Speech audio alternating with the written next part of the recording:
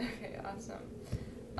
So speaking of writing, like, have you ever been a songwriter yourself? That's how I got in the business. I was just thinking, I left the biggest part out.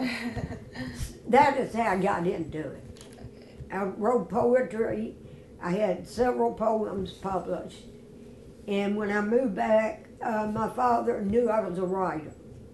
And he said, you know, you could probably turn those poems into songs and run the studio at the same time. So for 5 years, that's what I did. And then I wanted to point out in my publishing company, we have some famous songwriters from Memphis and Nashville. Bob McDill's one of them. He was ASCAP Writer of the Year for, maybe 4 or 5 years in a row, even recently. And like I said, Bobby Wood is a famous writer. Dan Greer's a famous producer. George Jackson, they don't come any more famous than him. I think he'll go down into the Hall of Fame one day if I have to be the one to nominate him, because he should be. He wrote for Aretha Franklin. He's written for everybody in soul music.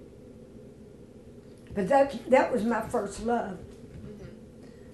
So since you've been involved like different parts in the music industry, what's your favorite part of like that you've been involved with? Like, what's your favorite part of the whole process? I'm gonna tell you, right now it's meeting younger people and seeing what they're all about, because I think it's time for a change, especially in Memphis, because I think all the older people saw a heyday, and that heyday is over with. And some of the musicians are still alive, and they're great. We have some of the best musicians in the world. I believe that with my whole heart. But now we have younger people that are into a different type of music. It's more individualized. They don't feel like they have to be all pop stars to make it in this business. They feel like they can do what they feel inside. Some of it's a lot of folk influenced. Some of it's hard rock influenced. Some of it's R&B influenced, rap. But it's a mixture, and people are doing it themselves, putting it on iTunes and selling it. Not making a lot of money digitally. You're not going. You'd have to have a major success to get any big money digitally. You don't get paid that much. But I think this music is growing, and that's in Memphis. I think if we could get the younger people on the boards and welcome a change and bring in people like Brandon, like some of you here in this room if you wanted to, John especially, and Chris Ackland, Sierra, bring in these kind of people, the Summers, who are younger people, Ruthie. They could bring in these younger people who are trying to do it all by themselves. It's hard to do it by yourself. It takes a lot of money, a lot of money. That's the bottom line. The most fun I have is like last night negotiating with this company in California, the music supervisor. I'm on the phone, Brandon's on, he's doing most of it. Brenda's on the phone, and we're working against all these huge, the girl sent us, everybody she sent an email to, and some of them are top-notch publishers with huge catalogs, and there we are. We're not as small as we think we are, or as small as some people in Memphis seem to think we are, because we're up there with the big publishers, and we're talking to them about our songs, and it's going to take a few days, but we're in there. I like doing that. Negotiate, it's fun. Yeah.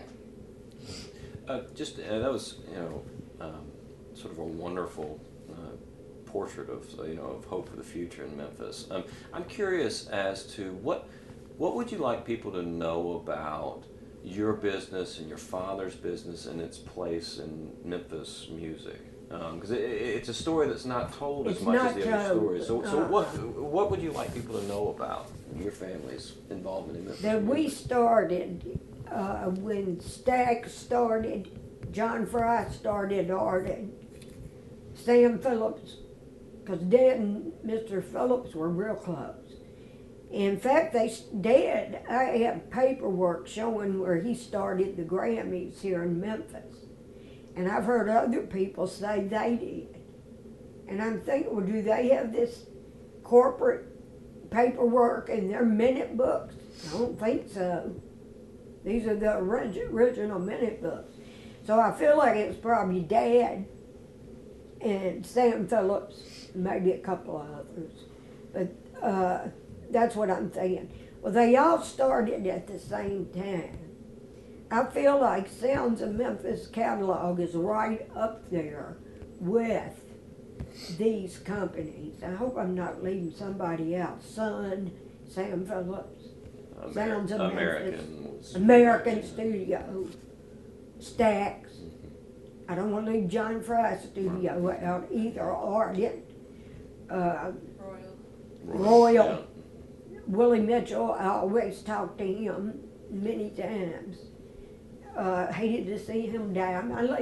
Are you thinking about the two museums that have approached us? Because I hadn't told John. Oh yeah, Rock and Soul and Stack. Rock and Soul wants us to meet with them next week, the museum. And Stax, this is kind of strange. Stax wants to, those people want to talk to us too, which we're glad, don't get me wrong. But they hired a guy in California, Rick Clark, who I already know. He used to live in Memphis. But they hired him to talk to us here in Memphis, to be in the Stax Museum as one of the top studios from back in those days. So Brandon and I have really created a lot of noise, and John's helped us by you guys being here. So I want them to know we were right up there with them. I mean, everybody that passed through one's doors was at Sounds of Memphis. And Wooly Bully was probably one of the biggest records to ever come out of Memphis. I sold it to Sony a few years ago, about 5 years ago, the publishing side. I still own the production side. That's part of the original master. I also own a new master to Wooly Bully. That's all part of Simply Grand Music now. So do you think we'll ever, like Memphis will ever have that industry that we once had, you know, in the heyday of like Stax and Royal and all It'll those be things? different. I'm trying. I'd like to see at least a couple of these companies from Nashville work with some of us, not just me, but some of us here in Memphis. They're letting me bring things to them. And right now, the only thing they're showing an interest in is Sierra, and they're showing a little interest in Chris Ackland too. So that's been good. I haven't shown them Ruthie yet. But I think because her voice is so different, I'll see some interest there. All it takes is one. If one of these artists starts making some noise, then they'll want to hear what's going on in Memphis.